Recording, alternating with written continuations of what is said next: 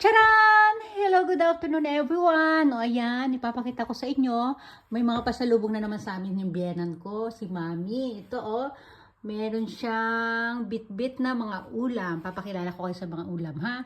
Ito, meron siyang omelette.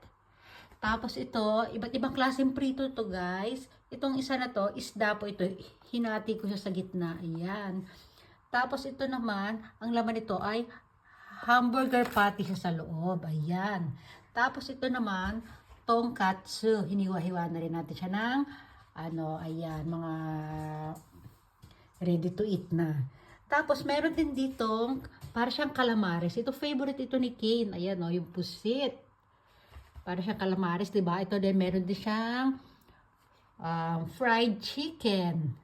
At ito, meron ding, fish po ito, yung tinatawag na kamaboko. Ayan, favorite din ni Kenyan. Tapos, ito, meron tayong ditong, sarsa ng, hindi ko alam tawag, basta sauce. Sauce siya para dyan sa mga fry foods. Ayan, ginagamit din yan para sa takoyaki, pwede rin siya. Diba? Ang sarap. Ready na ang aming dinner. At ito may sobra pa nga. Wala na kasi ako mapaglagyan. Hindi ko na hiniwa. Tapos ito ba kanina, nagluto din ako kanina ng itlog kasi tanghalian namin. Yan, ulam lang namin kanina itlog. Tapos yung bumili lang kami ng chicken sa convenience store. Ayan, di ba? Ang dami niyan. Kainan na. Inaantay na lang namin maluto yung kanin. Tapos ayan. Si Brandy nag-ingay na.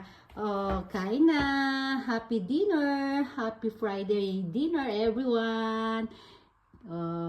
Mommy, thank you. Bye, everyone.